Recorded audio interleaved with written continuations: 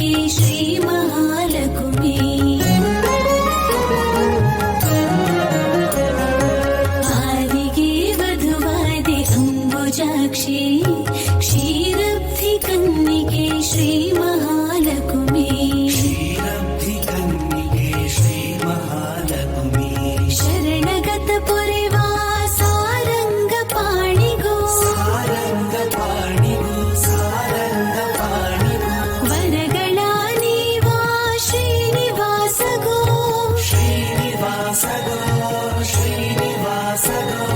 गुरुकुलांतक नम्म राजगोपालगो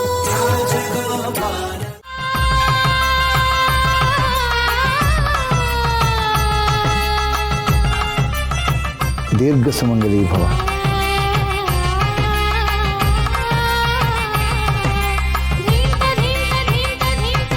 श्रीहरि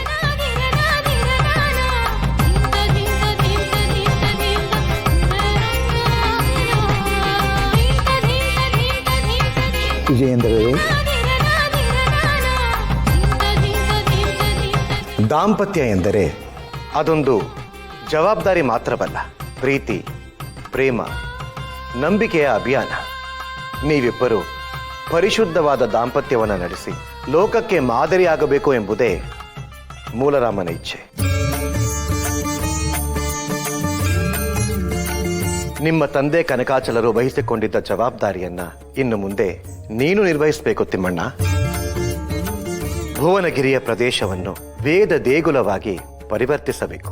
ಈ ದೀಕ್ಷೆಯನ್ನ ನೀವಿಬ್ಬರು ಚೆನ್ನಾಗಿ ನಿರ್ವಹಿಸ್ತೀರಾ ಅನ್ನೋದನ್ನ ಶ್ರೀಮಠ ನಂಬಿದೆ. ಗುರುಗಳೇ, ನೀವು ನಮ್ಮ ಮೇಲೆ ಇಟ್ಟಿರುವ ನಂಬಿಕೆಗೆ ಕಿಂಚಿತ್ತು ಧಕ್ಕೆ ಬಾರದ ಹಾಗೆ ನಮ್ಮ ಕರ್ತವ್ಯವನ್ನು ನಿರ್ವಹಿಸುತ್ತೇವೆ. ರಾಮಚಂದ್ರ,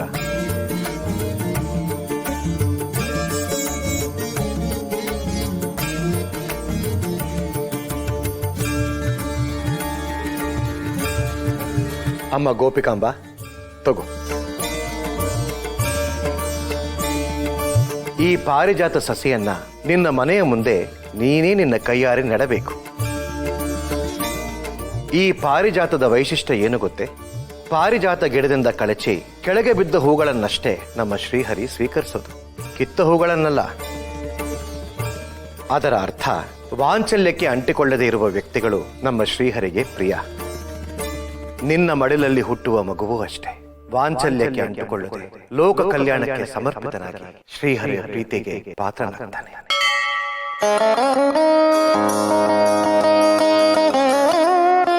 ಮುಂದೊಂದು ದಿನ ಈ ಪಾರಿಜಾತ ಗಿಡದ ಪಾರಮಾರ್ಥದ ಸತ್ಯ ನಿಮಗೆ ತಿಳಿಯುತ್ತದೆ.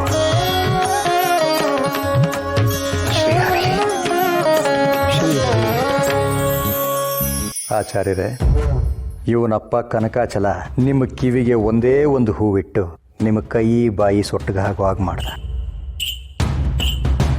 ಈಗ ಗುರುಗಳು ತಿಮ್ಮಣ್ಣನ ಮನೆ ಮುಂದೆ ನೆಡೋಕೆ ಹೂವಿನ ಗಿಡನೇ ಕೊಡ್ತಾ ಇದ್ದಾರೆ. ರಾಶಿ ರಾಶಿ ಹೂಗಳು ಬಿಡುತ್ತೆ. ಏನು ಮಾಡ್ತೀರಿ? ಸ್ವಲ್ಪ ಇವ್ರ ಕಿವಿಗೆ, ಸ್ವಲ್ಪ ಇವ್ರ ಮಗನ ಕಿವಿಗೆ. ಮುಚ್ಚಿರೋ ಬಾಯ್ನ, ಒಂದು ಸಾರಿ ಕಿವಿ ಕೊಟ್ಟು ಮಾತ್ರಕ್ಕೆ ಜೀವನ ಪೂರ್ಣ ಕಿವಿ ಕೊಟ್ಟು ಬಿಡ್ತೀನ. ಆ ಹೂಗಳನ್ನು ಹೇಗೆ ಹೊಸಕಾಕಬೇಕು ಅಂತ ನನಗೆ ಚೆನ್ನಾಗಿ ಗೊತ್ತಿದೆ. ಕಾಲಚಕ್ರ ಅದೆಷ್ಟು ಬೇಗ ಸರಿತಾ ಇದೆ ವಿಜೇಂದ್ರರೇ. ತಿಮ್ಮಣ್ಣನ ಮದುವೆ ಇತ್ತೀಚೆಗಷ್ಟೇ ನಡೆದಿದೆ ಅನ್ಸುತ್ತೆ. ಅಷ್ಟೇ ಅಲ್ಲ ಗುರುವರ್ಯ, ಚಿನ್ನ ಭಂಡಾರಿ ಮನೆತನಕ್ಕೆ ಸೇರಿದ ನ್ಯಾಯಶಾಸ್ತ್ರ ಸಾಹಿತ್ಯಾದಿ ಕಲೆಗಳಲ್ಲಿ ಪ್ರಸಿದ್ಧರಾಗಿದ್ದ ನಾರಾಯಣಾಚಾರ್ಯರಿಗೆ ಪರಮಹಂಸಾಶ್ರಮಕ್ಕೆ ಫಲಮಂತ್ರಾಕ್ಷತೆಯನ್ನು ನೀಡಿ ಸುಧೀಂದ್ರ ತೀರ್ಥ ಎಂಬ ನಾಮಾಂಕಿತದೊಂದಿಗೆ ಮಹಾಪೀಠವನ್ನ ಅಲಂಕರಿಸುವಂತೆ ಅನುಗ್ರಹಿಸಿ ವರ್ಷಗಳೇ ಕಳೆದಿವೆ. ಹೌದೌದು, ಕಾಲಚಕ್ರ ಉರುಳುತ್ತಿದೆ ವಿಜಯೇಂದ್ರರೇ. ನನಗಿದ್ದ 2 ಮುಖ್ಯ ಜವಾಬ್ದಾರಿಗಳು ಮುಕ್ತಾಯವಾಗಿವೆ. ಇನ್ನೇನು ಬೃಂದಾವನಕ್ಕೆ ಹತ್ತಿರವಾಗುವ ಸಮಯ. ಗುರುವರ್ಯ, ತಾವು ಹಾಗೆ ಹೇಳಬೇಡಿ. ನಿಮ್ಮ ಅನುಗ್ರಹ ಮಾರ್ಗದರ್ಶನ ನಮಗೆ ಶ್ರೀರಕ್ಷೆ. ಹುಟ್ಟು ಸಾವು ಬದಲಾಗದ ಸತ್ಯ ಅಲ್ಲವೇ ವಿಜಯೇಂದ್ರರೇ?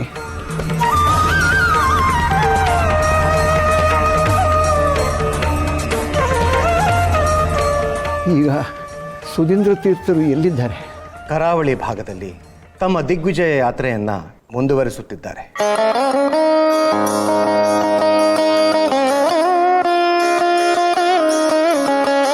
ಚಿಂತಿಸಬೇಡಿ. ಸುಧೀಂದ್ರ ತೀರ್ಥರು ನಿಮಗೆ ಹೆಗಲಾಗಿರುತ್ತಾರೆ.